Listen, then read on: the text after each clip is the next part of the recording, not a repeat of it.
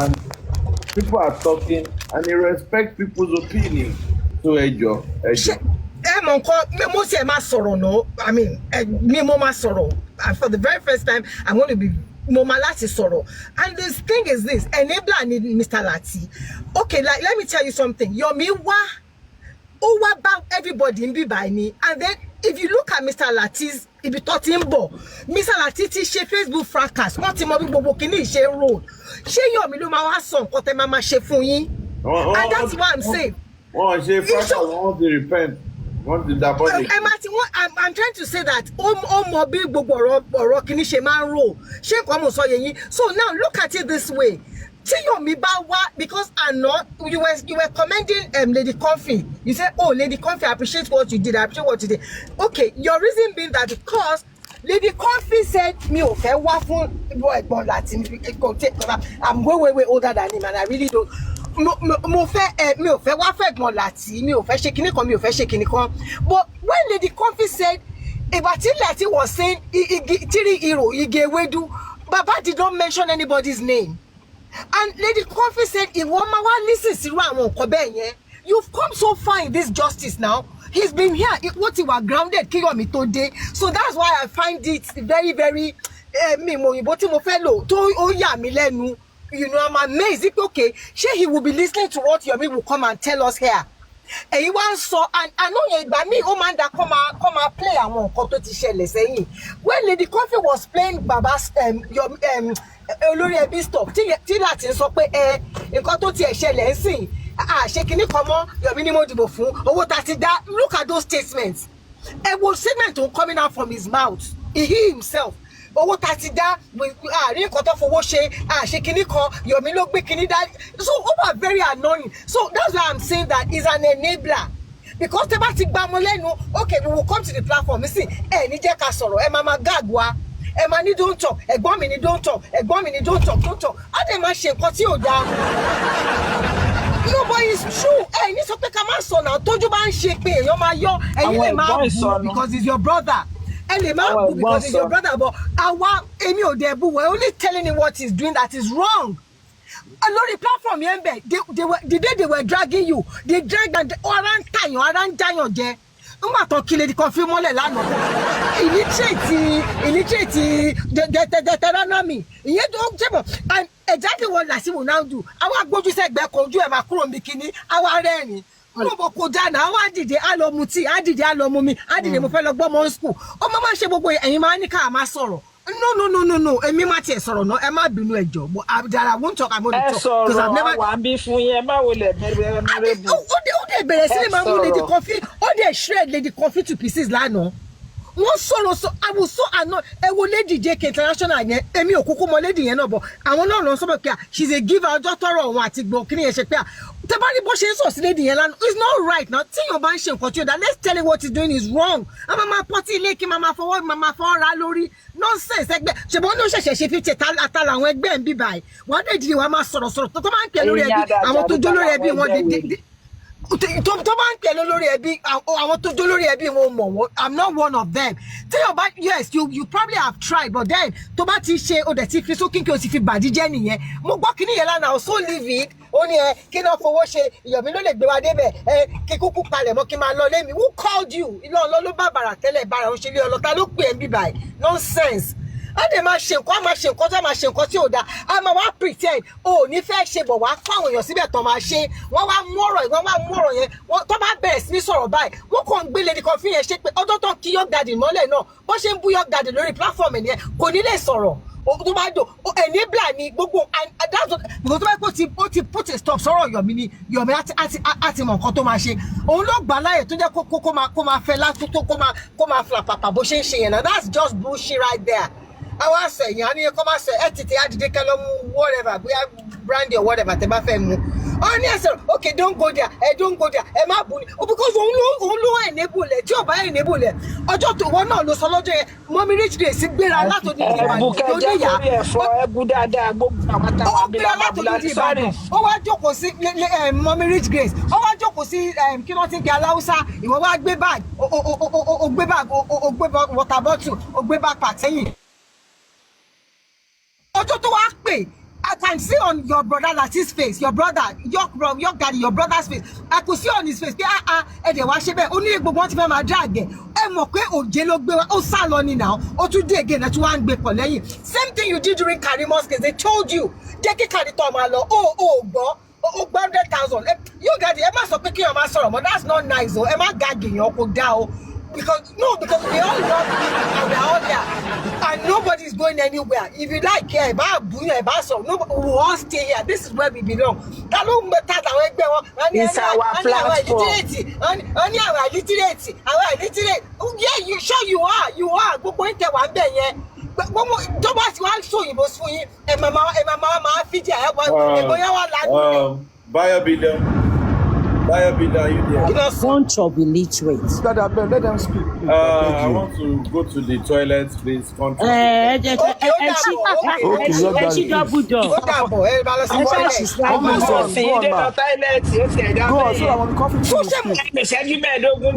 Shemo, lady, you know who they lady coffee or shred or bring Yelano. I said, Latin lady, I was just listening to Latin. Is this Latin? Is there something wrong with you? Oh, should be any cutting wool one brain. He was just talking. Baba, last time I got and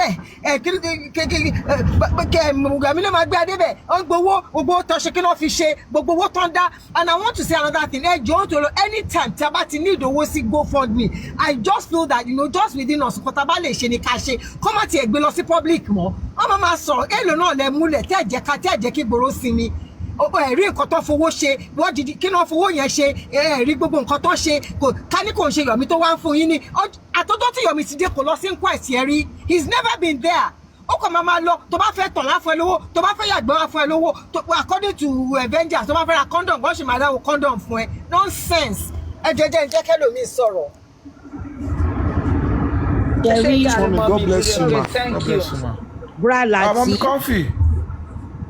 Olè tó wèrè tó ń ṣílẹ̀kùn fólè ni and enabler yẹn ẹ má sọ enabler English lẹ ń sọ sister ṣe rí Lati is just wèrè inú ilé tó ń ṣílẹ̀kùn fólè ó ṣílẹ̀kùn fólè wá ni.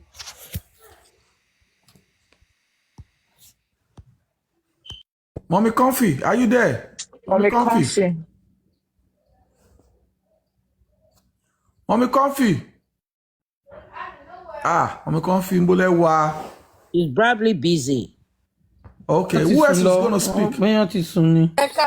Okay, wọ́n ti jí. Sukaji. Nigeria Enterprises nìyẹn. Nigeria Enterprises olè Yomi olè. Enabler bí kílẹ̀ tún ti porúkọ ẹ̀ sìn. Enabler. Latin náà pè ní enabler ní enabler o. Mo mọ̀ pé ẹni fẹ́ sọ ní kí Latin ni òun ni enabler òun lólùgbọ́wọ́ Yomi. Mo rò pé Yomi. No, aṣílẹ̀kùn fólè. No, Latin ni òun lólùgbọ́wọ́ olè òun ló pòlè wálé. Aṣílẹ̀kùn fólè of Dublin only. Aṣílẹ̀kùn fòde ó sọ wọ́n ní gbogbo nǹkan tó ṣẹlẹ̀ sí ní Dublin gbogbo history ẹ̀ ó ní that's my history wọ́n ló ti belong to the past mo ní past yẹn náà ló máa mú wá sí present ọmọ lè fọ. Olè fọ àgbà olè. Àwọn agbéwìrì of Dublin mọ́mí kọ́ńsì ẹ̀yìn ló kàn tẹ́ máa sọ̀rọ̀ mú kàn ràn yín náà. Okay. Kí la tún fẹ́ sọ? Fídíò tí mo rí tí wọ́n sọ pé ó padà lọ sọ tó rìn kiri bí òkú torí owó. Fídíò yẹn ni ó ní tí mo máa ṣe kíní ẹ̀ lọ́la. Analysis ẹ̀ lọ́la. Èmi ò tẹ̀ ẹ̀dẹ̀ wá ní tẹ̀ níwojú ṣe lọ́la yẹn because that guy is becoming and unbecoming.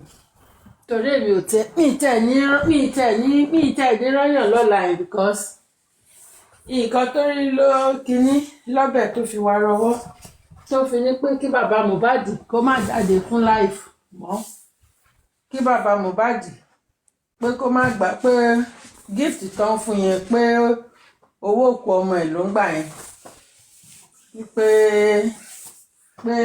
ó jọ̀wọ́ pé kinní kan wọ́n sọ pé ó jọ̀wọ́ ọmọ Ọlọ́run pé ṣó yẹ kí bàbá Mohbad máa jáde kó máa ṣe live kó máa gba gift pé gbogbo owó gift yẹn ló yẹ kó máa gbà nǹkan tó ń sọ invariably nìyẹn pé gbogbo owó gift yẹn ló yẹ kí òun máa gbà wípé Mr. Lateef pé oyin èjìká tí ò jẹ́ ká aṣọ òun ó jábọ́ pé oyin source of income òun tóun fi ń mí nínú foundation yẹn tíṣẹ́ fi ń lọ bọ̀bọ́ yẹn Ọlọ́run mi ò mọ orí èèyàn tí ó sọ̀rọ̀ ẹ̀ dínà orí tí ò kì í lọ báwo lèèyàn ṣe ń sọ irú nǹkan bẹ́ẹ̀ yẹn tí wọ́n dẹ̀ lè caution ẹ̀ environment yẹn ó wà suitable fún tó jẹ́ wípé kò tẹ̀ wá sẹ́ni tó máa sọ wípé báwo ni má sọ bẹ́ẹ̀ mọ́ irọ́ that means wípé that platform the whole of that platform every one of them in fact they have successfully won that platform they bought the platform to themselves. Ariwo tí mo dẹ̀ ń pa nìyẹn tí Mr. Lateef sẹ́ pé ṣé ẹni tó bá ti jẹ́ ṣé dandan ni ẹni tẹ́yìn bá ti ń bájà kó máa bàjá ní kinní kan nígbà tí mo ní pé Andy máa wá sí ọ̀dọ̀ yín á wá máa ba pílátífọ́ọ̀mù jẹ́ tẹ́ bá ti dìde Andy àni ẹja sáré ṣe bẹ́ẹ̀ ẹja sáré ṣe bẹ́ẹ̀ ẹja sáré ṣe bẹ́ẹ̀ kí Lateef tó dé wọ́n bẹ̀rẹ̀ sí ní máa bú bàbá Mohbad wọ́n bẹ̀rẹ̀ sí ní máa sọ̀rọ̀ sí mo ní ṣé nǹkan gidi nìyẹn gbà tí màá fi ń pè wọ́n tí màmá sọ fún wọn náà ṣe sọ pé èmi fẹ́ máa sọ pé ẹni tèmi bá ti ń bájà káwọn náà máa bàjà àwọn dẹ̀ sọ pé rárá pé Andy ò ṣe àwọn a dẹ̀ sọ pé à ń jà fún justice ẹ dẹ̀ mọ nǹkan tí Andy ń stand fún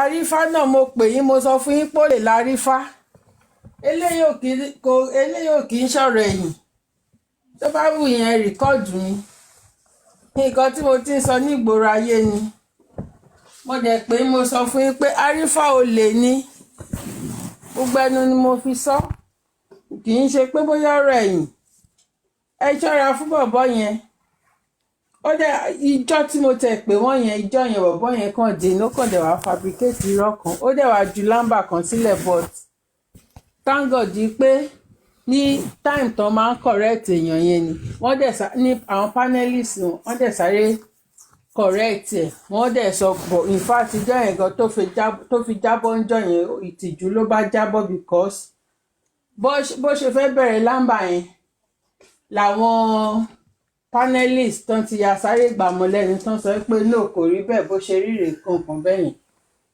ni mo ṣe pè so tèmi bá pèèyàn tí máa sọ nǹkan tèmi lè sọ níta lèmi máa báyàn yẹn sọ so pẹ̀lú kínní anyway Mr. Lateef ti choose pé that is bí platform àwọn ṣe fẹ́ ṣe rí ní nǹkan táwọn fẹ́ ní because mo tún sì tí wọ́n pè ní èní ìsìn wọ́n dẹ̀ ní no kò tàn wọ́n mo ní ha mo ní ẹ wò ìjọ tí bọ̀bọ̀ ẹ̀ sẹ́yìn gangan ìjọ tó bá ti open sí everybody láṣìírí ẹ̀ bá ti tú sí everybody mo ní ìjọ yẹn mo ní ìjọ yẹn lè máa hate mi jù mo nítorí wọn ti lọ drag mi jù máa ṣe ṣó ní kọfí ẹjọ́ ẹ má bínú pé mo sáré interject ṣe bí bó ṣe sọ̀rọ̀ Kàrímọ́ fún náà nìyẹn tí kò gbọ́ bó ṣe sọ̀rọ̀ Kàrímọ́ fún nìyẹn àfìgbà àfihàn ọjọ́ òní tó ṣe bẹ́ẹ̀ tẹ̀ nìyẹn celebrate ọjọ́ kejì ló bẹ̀rẹ̀ sí ní gbé ṣépè burúkú they told him he would not listen mi ìmọ̀ ibi tí senses ẹ wà. wọ́n sọ fún wọn mo ní ẹ lọ kọ déètì mo ní ṣe ṣàràn ti déètì ní ṣá mo ní ẹ lọ kọ déètì yín sílẹ̀ pé mo pè yín mo dẹ̀ ṣàlàyé fún mo ní olè ní Yomi sẹ́ẹ̀ wọ́n ní rárá o kò ṣe kinní kan o ó gbé nǹkan dání o ọ̀rọ̀ yẹn tẹ̀ bí mi nínú àmọ́ ló lè ní bọ̀bọ̀ sex kan máa ń yà irọ́ o mo ní ẹ ṣàrántí déètì ní tí mo pè yín ẹ ṣàmọ̀ pé mo pè yín sìn wọ́n ní mo pe àwọn ọbọ̀ èmi ò jẹ́ káwọn sọ̀rọ̀ ìṣèbí èmi nìkan lèmi sọ̀rọ̀ títí mú èmi nìkan mò ń sọ̀bọ̀ ẹ̀yin ṣàlọ́kọ déètì ní sílẹ̀ pé mo pè yín pé because tí mo bá fẹ́ drag yín ìjọ tí Yomi bá ti tí àṣírí ẹ̀ bá ti tú tẹ́ bá ti mọ̀ tí mo bá fẹ́ drag yín mo ní mo máa make reference sí ọjọ́ tí mo pè yín o ẹ má gbàgbé o wọ́n dẹ̀ láwọn ti gbọ́ so Yomi ó lè ní Yomi ó lè ní Yomi ó lè ní tó ń sọ pé normal ó yẹ kó ń charge ní ó yẹ kó ń charge 50 million tẹ́lẹ̀ pé 50 million ló yẹ kó ń charge ó ní bòun ò tún á charge owó wọn ò tún á mọyì òun ta ló pè ta ló pe Yomi sínú justice ta ló pè ṣé wọ́n rán ẹ níṣẹ́ wàá máa ní pé bàbá yẹn ò ní kò sẹ́ni tó mọ̀ nígboro ayé bàbá ṣé bàbá ò mọ̀ pé kò sẹ́ni tó mọ̀ òun tí bàbá yẹn fi jókòó sórí chair àpòṣe tó káwọ́ gbéra síbẹ̀ tí bàbá yẹn ti mọ̀ pé kò sẹ́ni tó mọ̀ kí ẹ rọra lọ sí ọmọ yẹn kò sí ẹni tó mọ̀ o ṣe báwa làwa tójú bọ ta tójú bọ ibẹ̀ ta sọ pé irọ́ o kíní kan kò lè rí bẹ́ẹ̀ o ta lọ bá bàbá yẹn ta lọ ń sọ pé irọ́ o dandan a máa support àwa làwa yọjú ọ̀ràn lọ sọ́dọ̀ bàbá yẹn torí bàbá yẹn ò pẹ́ anybody ṣé ó pè ẹ́ ìwọ ọmọ olè jàgùdà ṣé ó pè ẹ́ kò pé ẹ̀ náà èmi ò mọ̀rú èèyàn báyìí o a máa sọ a máa fọ́njú pọ̀ ni a máa sọ a máa fọ́njú pọ̀ lórí burúkú a máa rìn káàkiri bó ṣe wà ń sọ̀dọ̀ àwọn tó bá tún lọ wọ ọ̀dọ̀ àwọn jókèmù báyìí ibẹ̀ ló máa wà bó ṣe nígbà tí Kàrímọ́ yẹn náà títí nìyẹn òun nìkan láàrin àwọn ìyá ọlọ́jà yẹn kẹsùn kẹjí Kàrímọ́ wá gbé ní gógó ó gba fíìmù ó gba fídíò àwìn lọ́wọ́ ẹ̀ ó gbé ní gógó sọ pé àwọn èèyàn ò dáwó ìjà bẹ́ sílẹ̀ ibi tó ti lọ ibi tó ti jà tẹ́lẹ̀ tó ti báyàn jà tẹ́lẹ̀ bẹ̀ ló tún padà lọ irú mi ìmọ̀rúgbèsè ayé òṣì tí bọ́bọ́ yìí ń gbé ṣá báwo ló ṣe máa ṣe níyàwó lọ́dọ̀ kó lè níyàwó náà ẹni tẹ́ pé ó lè ló ń jà káàkiri ẹni tẹ́ pé fọ́wọn náà bó ṣe tó bá dẹ̀ jẹ́ pé orí bẹ́ẹ̀jẹ̀ ló wà ń sí tó ń sùn lọ́wọ́ báyìí ó máa ronú nǹkan tó máa tún gbé sílẹ̀ lọ́la ló máa ronú ẹ̀ each and every time orí ẹ̀ máa ṣiṣẹ́ ni pé kí ló ń fẹ́ gbé sílẹ̀ lọ́la òun gbúdọ̀ sọ̀rọ̀ náà òun gbúdọ̀ káàkiri náà pẹ̀lú bó ṣe káàkiri lẹ́yìn sìn owó òyọ́ unlike tẹ́lẹ̀ kó tó dé ó ti in fact. Mr. Ajola béèrè question ẹ jọ. ṣe kinní kan tẹ́lẹ̀ kó tó sọ pé Jack Robinson wọ́n àkáǹtì tí ròlù. àtọjọ́ tó ti sọ̀rọ̀ pé òun ra fóònù ló ti jábọ́ sọ́wọ́ more than 50% ló wà ń bẹ̀yìn ọjọ́ tó ti sọ pé òun ra fóònù fún phone forensic ọjọ́ yẹn ló ti bà gbogbo bísínẹ́sì jẹ́ ó kàn struggle nsìn ó ń struggle gidi nísìnyí láti make sense láwọn platform tó ń lọ. ní bó ṣe kúrò lọ́dọ̀ Mr. Lati ní gbogbo ọ̀rọ̀ òṣì tó sọ ní àárọ̀ yẹn torí gbogbo gbà yẹn náà mo wà lọ́jọ́ mo wà ń bẹ̀ as a ghost mo wà ń bẹ̀ bó ṣe kúrò ń bẹ̀ tán pìtìpìtì ayé bá bọ̀bọ̀ ẹ̀ ó bẹ́ lọ sọ́dọ̀ kí náà ti pè pẹ̀lú bó ṣe rojọ́ wọn ò rò lákáǹtì o ó kúrò ń bẹ̀ ó lọ sọ́dọ̀ erésì ó rojọ́ kò tún rí nǹkan tó máa fi kò tún rí nǹkan tó máa fi gba owó àzìn tó máa jù síwájú kò rí ọ̀gẹ̀dẹ̀ tó máa jù síwájú tí owó máa tún fi jáde mo ń gbọ́ international kinní kan investigator àbí kí ló ti pè àwọn international investigator wọ́n ti dé àwọn wọn ti dé kinní kan àwọn náà ń ṣe nísìn àwọn náà kí ló dé pẹ̀lú eris ò máa ró làkáǹtì o eris ò ró làkáǹtì àtúmọ̀ mi túmọ̀ gbà tó tún bẹ́ẹ̀ lọ sọ́dọ̀ mi Sàlàtí tó tún lọ ń sọ̀sọ̀kúsọ yìí tó sọ yìí ayé ẹ̀ máa bàjẹ́ lọ́la honestly online mi ò mọ nǹkan tó ń ṣe bọ̀bọ̀ yìí olè ti pọ̀ jù throughout tèní sì wọn roll account kò síbi tán ti roll account fún throughout tèní olórí burúkú àwọn alápàápín ara wọn òun gbọ́ Yomi iṣẹ́ tó ń ṣe iṣẹ́ ribiribi ni tí n bá ní 100 million sì máa gbé kalẹ̀ fún ẹni máa gbé sílẹ̀ kó máa báṣẹ́ ẹ lọ máa gbé àwọn olórí burúkú àwọn alápàápín àwọn kọ̀ǹdọ́tọ̀ pèrò sọ́kọ̀ àwọn kọ̀ǹdọ́tọ̀ pèrò sọ́kọ̀ tó fẹ́ fi pèrò sọ́kọ̀ káwọn èèyàn máa dáwó àwọn ẹni ìyà kò tẹ́ ń ṣe pé bọ́n ṣe ń dáwó wọ́n fẹ́ lo 419 wọ́n fẹ́ lo 419 tó ń bá ní 100 million 5 million tó ní ò ṣe gbélẹ̀ 5 million tó ní lọ́wọ́ kúkú gbélẹ̀. ìdí tó dẹ̀ fi sọ bẹ́ẹ̀ ni pé Yomi ti sọ pé 50 million ló yẹ kán kọ́kọ́ gbé kalẹ̀ fún òun. kóun máa fi báṣẹ́ lọ ná imagine. òun nìyẹn ṣe multiply ẹ̀ pé tẹ́pọ̀ ní 50 million ó fẹ́ fi pèrò sọ́kọ̀ ni. bẹ́ẹ̀ni mo fẹ́ mi kò ṣe bẹ̀rẹ̀ látòrí 1 million kò ṣe kọ́kọ́ gbé 1 million lẹ̀ kárí receipt 1 million ká mọ̀ pé ó fẹ́ ṣe justice for Mohbad kò ṣe kọ́kọ́ gbé 1 million lẹ̀. ó ti gbé wọn sínú wọn gbogbo wọn ti wà nínú bondage ó sọ fún wọn pé wọn bí baba ńlá kú baba yín dá o kẹ́ bèrè accountability yes. tó bẹ́ẹ̀ o ẹ lè bèrè accountability lọ́wọ́ ẹ̀ ṣùgbọ́n ẹ lè nẹnu síwájú. àwọn èèyàn ní mo gbọ́ ẹ̀gbọ́n young daddy tó ń sọ pé àwọn bèrè accountability wọn ò rí kankan ṣe but òun kówó fún ẹni tí ò lè bèrè accountability lọ́wọ́ ẹ̀. You see, I really don't understand what is going on right here. No, double standard. Bitter eggs. And honestly mi mọ why tí Honourable York fi ń pè lẹ́gbàá wọn o èyí kò deserve ọgbọ́n ta ni.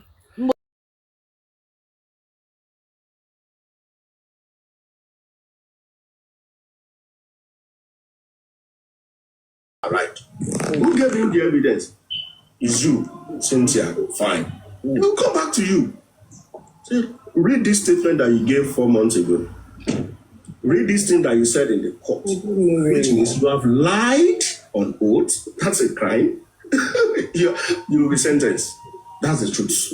They will charge you for conspiracy. They will charge. In fact, by the time they list all the charges against you, like Kinimoju, that is my answer. Do you understand now, Trix? God.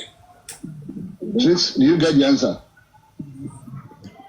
Yes, thank you so much, sir. Thank you for the clarity. No, any other person can addendum or maybe to debunk it, or anybody can, don't just take my answer for 100%.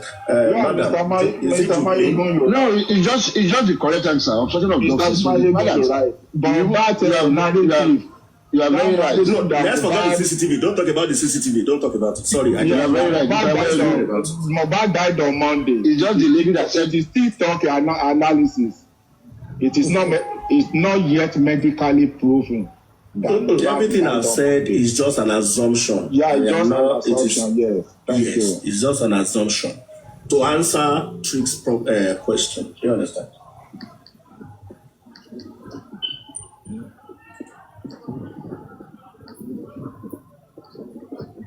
Yeah, it's just the same thing. That would like she has understood what we are saying here. So far, even forget about Corona inquest. For the fact that he was invited to the police station, this guy was assumed 9 days. They would have asked her automatically when did your husband died. He would have put it down in the statement. Now, in the course of the investigation, like this toxicology coming, they can determine. Baba coming to doing an affidavit that is 11th. He must have seen something. Let's be realistic here. You can't just come out and say it's on the 11th.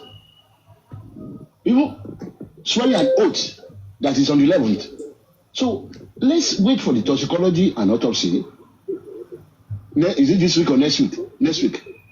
So next week on the 11th, can you imagine the toxicology telling us? Is that the Baba's report coming on the 11th? By the grace of God. Oh, that's great. Yeah, even the two doctors. You guys, a lot of things are happening. I'm not really. Don't get me wrong. In the question, I don't want to raise my hope. Even for the fathers, because that's the way we all raise our hope about the nurse. Now, can you imagine the two doctors, Otumba? you raise your hope about the nurse. You are not happy. You raise your hope about the nurse because to say you are not happy. You are not. No, don't get me wrong. Raise my hope in saying that. It is Wumi. Wumi that people know. That is what you want to do. Because you didn't hear the nurse say Wumi that Otumba, you know why? You know, I will tell you something. I will tell you something. Please, I was thinking that. question that the lady Wait. Let me land. Before you drive me. Otumba, let me land. Forget how Otumba, let me land. Because already say whatever you did to Mohbad, and you still don't believe. they question all of them. No, didn't say the one that is going to suit your narrative. So women will not be only one to wait. be charged for obstruction of justice. There are 50 people in that house. They must have asked each one of them which day. They won't ask me alone. Otumba, wait. Let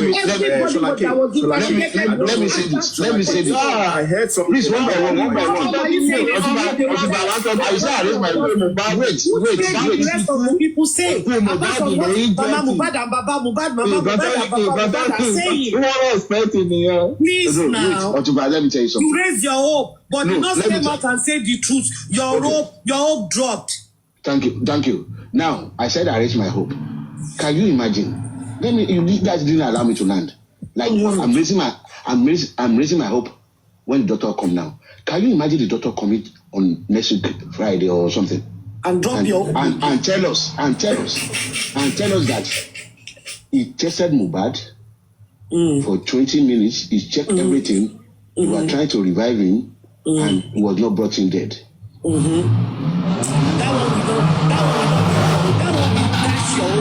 Because do you know why you don't go to that man? No.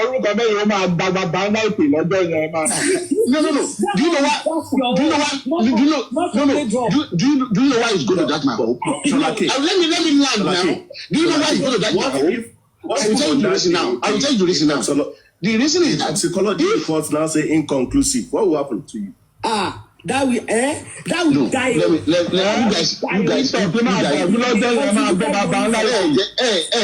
reason of that because when somebody like that doctor now came to the inquest and said that, and this same hospital in the early beginning that said the blood was dead. Now coming back to tell us was not brought in dead. Now, let me not go to that nurse. That's my hope. I'll tell you this now. Just wait. Let me land. It's not that I was raising my hope that he's coming to tell the truth, but nothing but the truth. Now, that's my hope is this. If somebody comes in and starts talking that this is what he did, and just say something that is very, very, very fundamental and wrong, from what Adura himself. What did she say that is wrong? He said she never saw Adura until she get to hospital. And is that she knows why there is commotion in the house at that time. There is commotion in the house at that time. This is somebody. When Baba Mohbad said wait. He didn't see the nurse. You are in the same car. He did not see the nurse. You are in the same car. Hold the nurse down. There's commotion at that time.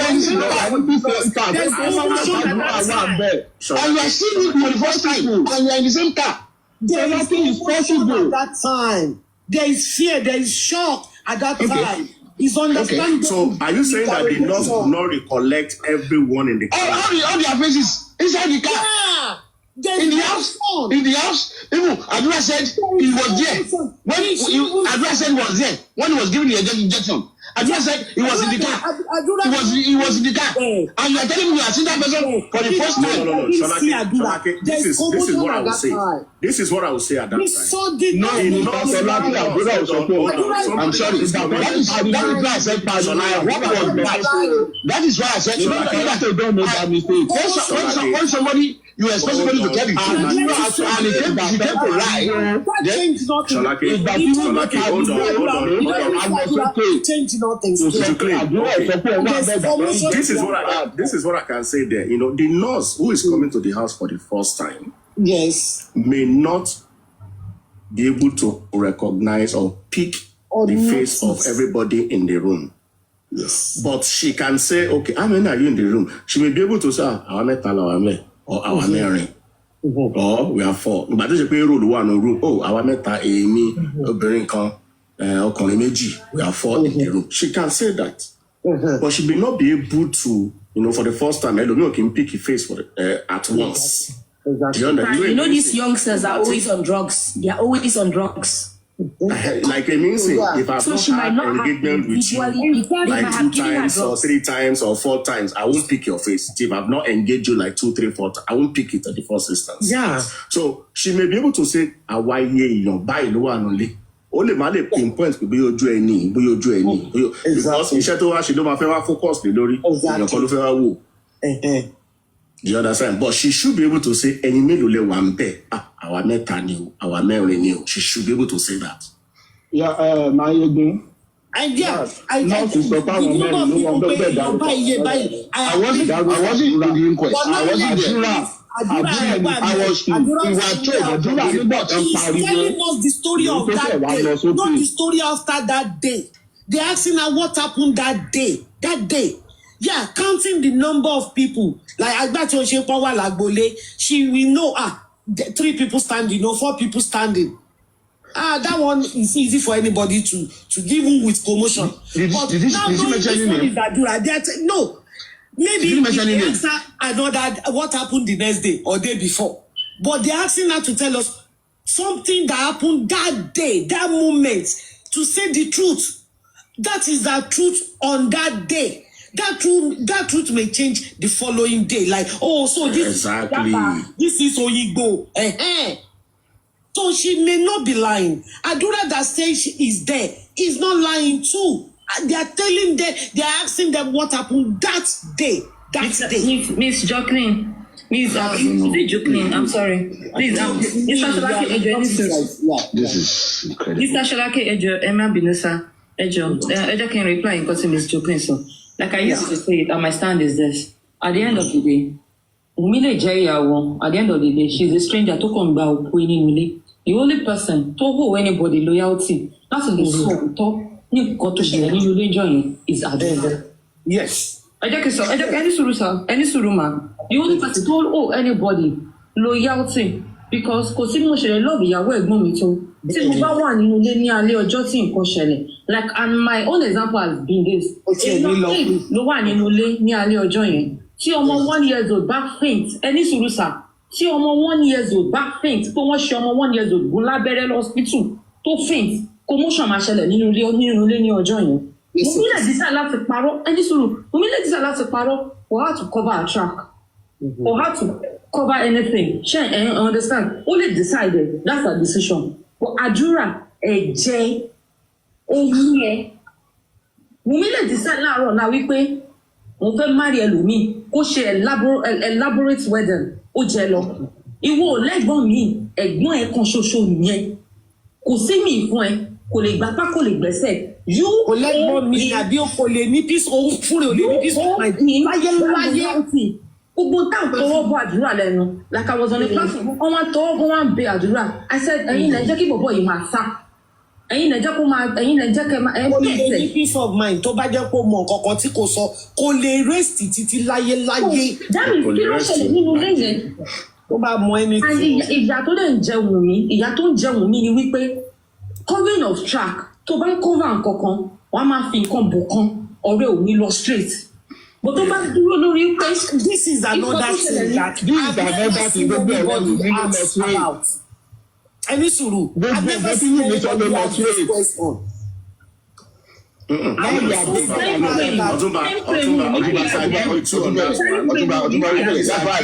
why I left you. I disagree with you on that. No, that's Mama Sokini.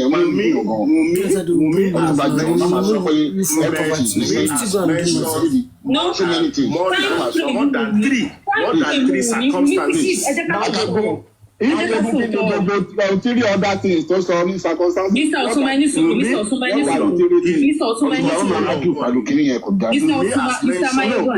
you can say just like what this lady just said now. He said you can even say it's colorblind. You can say the loss is colorblind. You cannot say. So anything you want to say, okay, she's confused. Is Badonian? Okay. I saw him in the house. I saw him in the car. Okay, the first time I'm saying it because he was confused. Thank you. Odijelo. I used to tell my sales girl something. I said, there's no version of your truth. There's no version of my truth. There's only one truth. That's it. This thing is black. It is black. There's no Mufẹ́ sọ̀tọ̀dọ̀ tèmi. There's no Mufẹ́ sọ̀tọ̀dọ̀ tèmi. Into ṣẹlẹ̀ ló ṣẹlẹ̀. There's no version of truth. Into dem fi ìyà jẹun mi. Omi ọba máa drag òun kan bó ṣe ń drag òun. You say no even do pé wọ́n drag ẹ̀. Well, ẹ gbàgbé. Wọn ọba máa drag òun tó bó ṣe ń drag òun yìí. If our consistency on the truth, she's standing on that truth. She's consistent. She is not. She's consistent. If you have told the whole world about this nurse in the beginning, first day, that's on the 12th. Go to our Instagram. Okay, now, if I tell you now to go to that Instagram now, you say I should go and bring it. No. No, that's what they was asking me. They say I should go and bring it. Sherry or so are you telling me you want to talk about what you said? Five something on Instagram and She is not. Number one. You say I should go and bring it. Hold on.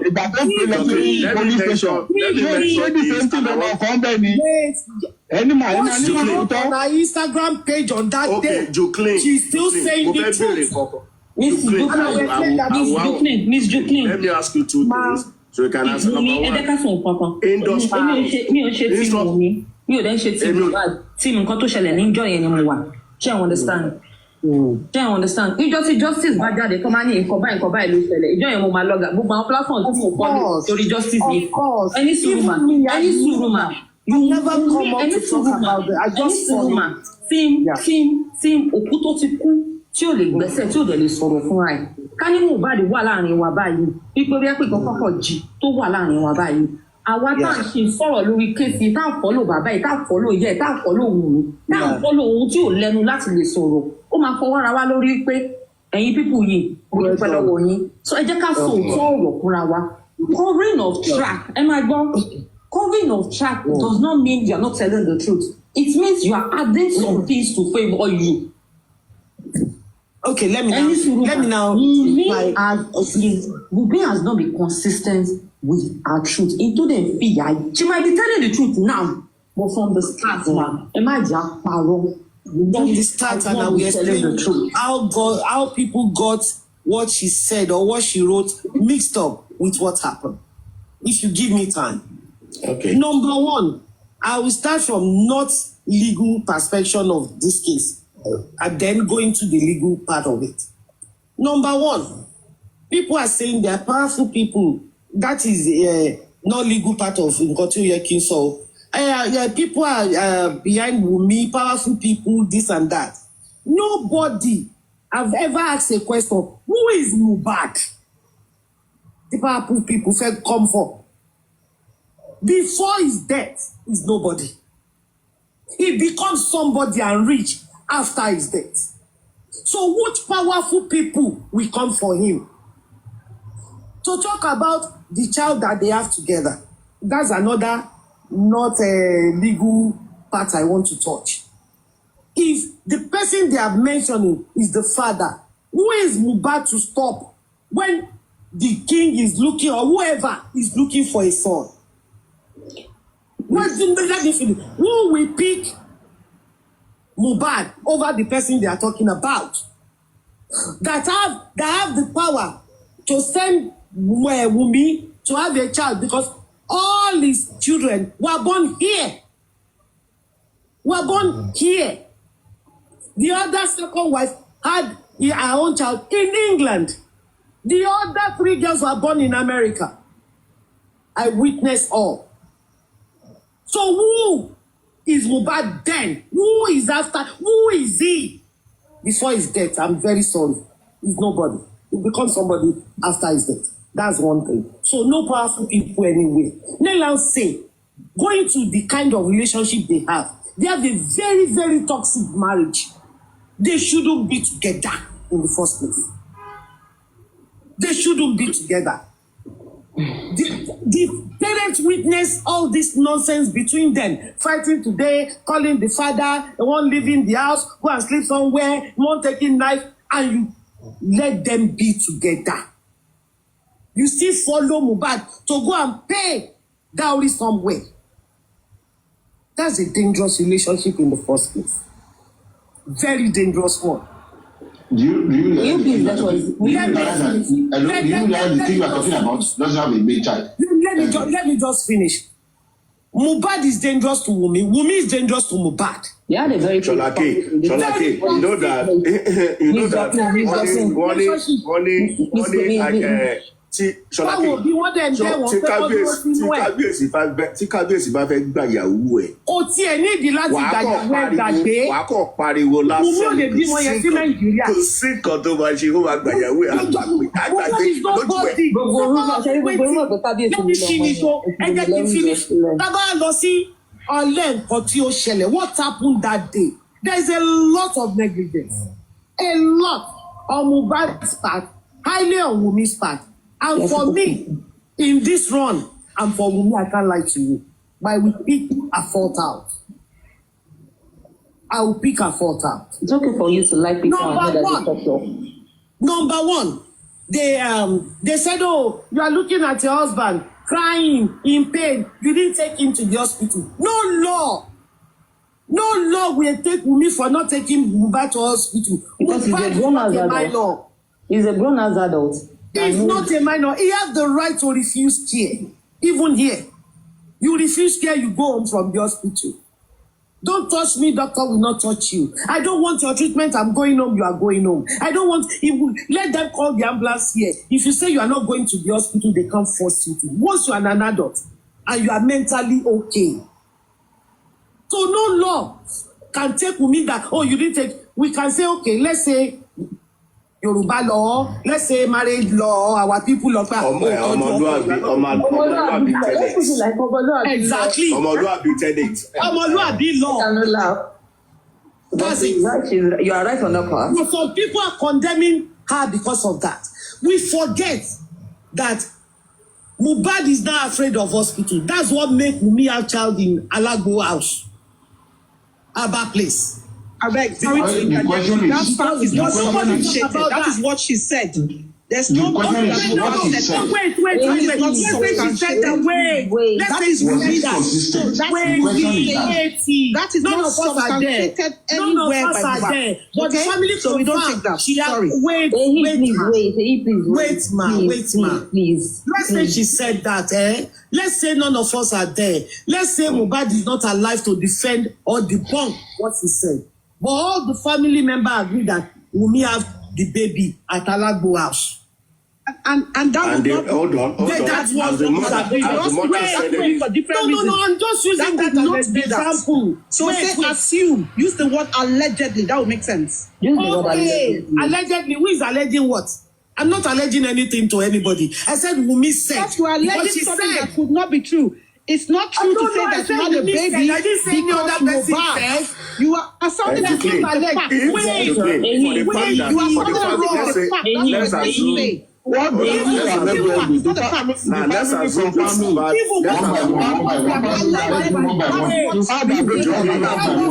what do you mean by allegedly? If it's a lie, tell me. Let's The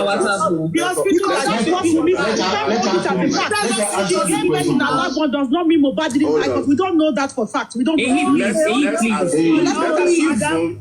Let's assume that Mohbad does Can not I finish? like hospital. Okay. Hold on. Let's assume that Mohbad does not like going to the hospital. Even Does I'm just does using Mohbad that. Stop, Wait. Hold on. Does Let me Mohbad finish. stop his wife Please. from Let going me to finish this. antenatal? Let me finish this, please. Let's say what I said is just an example. It's not part of what I'm saying. I said that because Mohbad refused hospital when he needed it. I just use that Wumi's by the child's back as an example. It's not part of it. It's not going to take away, it's not going to add to whatever has happened. But when an adult refuses an hospital, no law forces them to go. No law. And nobody around them will be arrested or charged for such negligence. They are not minor. And at that time, no medical record shows that her sense is not stable. I mean, Mohbad's sense that is mentally derailed at that time. No medical report say that at that time. When people are saying, oh, you should have carried him, you should have... No. You have the right to die in your house. Yes. Hold on. Has anybody confirmed? Hold on. Because I'm hearing this. Hold on. Has any other person confirmed from the people in the house? Has any other person confirmed that Mohbad rejected being taken to the hospital? Everybody that has been interrogated. Everybody that has. Wait. Let's say Mohbad didn't even reject. Which law? We charge Wunmi that you didn't carry your husband to hospital. No, we're not talking about law. Let me finish. Please, let me finish. Let me finish. Please, let's not have long story. Let me finish, then you talk. You can note down what I'm saying. Please. This is where I want to point where Wumi's negligence out. Number one, somebody that is taking care of your husband is not around. You allow somebody else. You said he's refusing care. You never call his parents. Maybe they can talk him to take the care or to go to the hospital. If he is your son, if that's Wumi's son, will Wunmi not look for every way to get him there or to get him the proper care? That is a big negligence of a wife. But no law can say arrest him for that. Second, another big negligence. Somebody is in pain. You now left him for who? His friends there? So where's the love you guys share? Where's the love? If you are the one in pain and he now left you for your friend, when you get better, you'll be angry. Your fiancé left me. That's not good too. I support Wunmi, but I will pick out his wrongdoing. Again, when you now see the nurse come in to take care of your husband, you said you are not there. The nurse you don't know? Please now. That is a big negligence. Now, he's reacting to something. You still didn't run out. You still wait like, oh, the nurse and some other people run to this pharmacy to buy antidote. What are you saying? Those are the wrongdoing she did. Yeah. So when the events now happen, what message? We arrest her for that. I appreciate all you are pointing out all this negligence. Now, when the incident now happened, what was Wumi's post? regarding Mohbad's death. What was the post? Okay, hey, now That's the abode. yeah, you know I said There are so many things he said that night. So let us speak. Now you have pointed everything you have narrated. Juklin, everything you have narrated. Oju mi lo ṣe korokoro báyìí. Ojú ẹ̀ korokoro báyìí. Ojú ẹ̀ ló ṣe korokoro gbogbo nǹkan tó ṣẹlẹ̀ ojú ẹ̀ ló ṣe.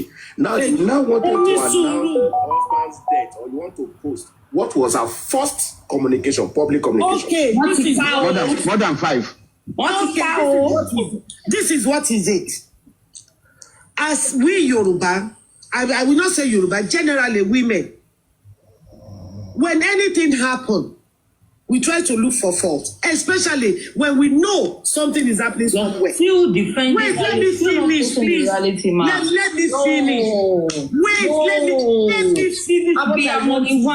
Irrespective of anything, and we finish what I want to finish. What she Yes, don't worry, we still control that line. Don't worry, let her that point and answer her. No, understand the father. Understand the father. Is a lawyer. Don't worry, we will answer her. My second born is a that particular question. We will answer you. Don't worry. I have to Chairman is here in Yoruba. I will answer you from the logic. He will answer you from the Yoruba. Wait. I didn't say what she did. I didn't say what she did.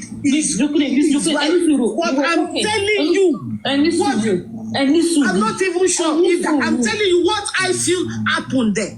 And I will let me finish. You didn't let me finish. They're not alleged. And I didn't say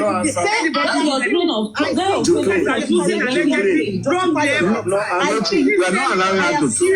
I don't know why you guys are doing that. You have no answer. Let her talk. Let her talk. No, let her talk. You have to ask Madam, I want you to answer first. I'm talking about what she said. You wrote them on social media. I don't allege anymore. I'm not telling you my opinion. There's not alleged anything. She has not answered my question. And my question is, what was our first public communication? With respect that, oh, they've killed him. Who is snoring? Wait, when he was saying that, he didn't even mention any name. After money, He's not going to throw out all the videos. Somebody is snoring. After money, those no. This governor told all those ones out. That is when, oh, Naira Marley, she did not mention anybody. She did not. Really not. She didn't put anybody's name. It's this lover that follow up with the rest of Instagram Nigeria. Follow up with the videos too. She did not mention. Bring it out. Me, I will bring what I'm talking about. No. She did not mention a name. But that's immediately that post come up, we see another post of his dead body in the car. The first follow is what When he himself was shouting Naira Marley stuff. 5 seconds. Please, hold on now. She wants to bring out something. Calm down. Hold on. Kí ló fẹ́ bring? Ṣé ó lè bẹ́ẹ̀ tiẹ̀ kò dárúkọ anybody? Kò dárúkọ anybody. Kò tiẹ̀ kò dárúkọ Let's I don't think she mentioned anybody. 5 seconds. if you have anything to counter, if you No, just say I have something to say. We are not even talking about name here. We are talking about the post. Sholake. From what Juklin said, Juklin had narrated the events and bó ṣe ṣẹlẹ̀ lójú Wunmi ní kòrò Wunmi ò jáde ní kòrò ṣẹlẹ̀ lójú ẹ̀ everything. Now you now call you okay sọ fún wa nìyẹn ó ti kú nìyẹn ó wá jáde síta. Your first public communication was you didn't talk about nurse, you didn't talk about injection, you didn't talk about yeah. Take your topic. The comment section. She mentioned industry. Yeah. Okay. She wants to tell us what. She mentioned industry. That is where my problem. Let's give a chance to talk. That is where I have a problem. 5 posts. Mr. Sholake, Mr. Sholake, Mr. Maye. Please, let's give only industry gods. She not in industry gods. Let's give AE chance to talk, please. Let's give AE chance to talk, please. AE, do you have anything to say? Who is it? No, it's Anne. Do you mean this lady? I thought she's one talking. I want her to finish, then we'll start counting. I don't have time. Let her finish her own. So, because see, me, I will not come from the Yoruba traditions. I will not come from that tradition. Me, I'll just tell you something. Listen, and Chairman has already answered you first.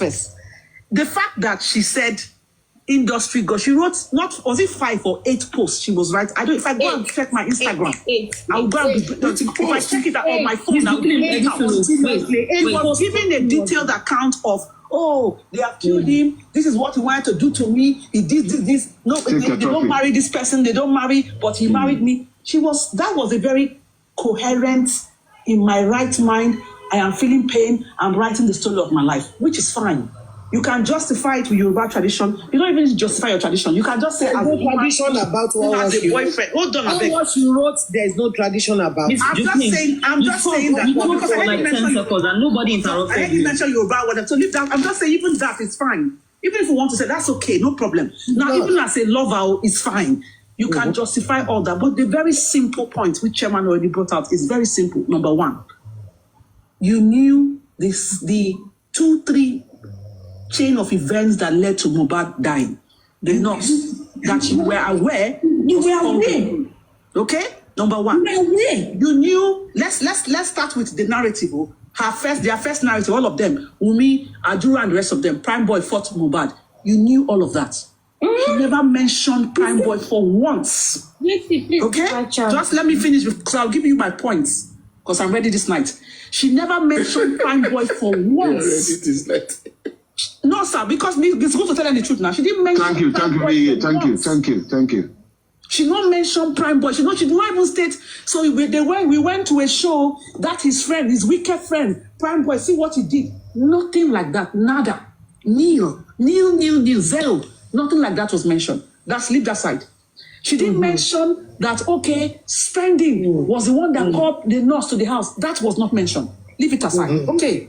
She didn't mention the same father, which, okay, he came for property. All of these things was not mentioned. In that coherent back to back. Let me tell you. She did not even mention, even when she went to Gist Lover, that they sent someone to Gist Lover, when Gist Lover was posting, I spoke to the family, we did not hear any of these things. None of these things came out. Now, even when we talked about the fact that, okay, fine, Instablog is a blog. They had to get information. If somebody carried the wrong information about your partner, it is your duty to say, why are you telling us that period? That's not what happened. At that period. And let me now tell you this. When she said the industry god has killed, you guys forget she also said this guy had been dead long ago before he died. Okay, because so of no.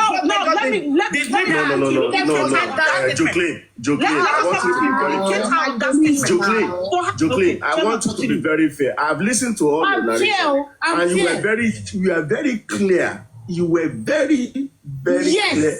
Detailed. You were detailed. So everything that happened. This is my this is my first time coming out to talk about it. I just follow it. Now the thing now is this. My first time coming out here to talk. Now the thing now is this. Otishele, you witnessed it. Nurse came in. Blah blah blah happened. And you went out. Your first post. That is wrong. So and you told Mori. Your first public communication about the death was industry gods. What has industry got to do? What if he refers if he is already a dead person before that day? You know where my problem is now. You know, it's so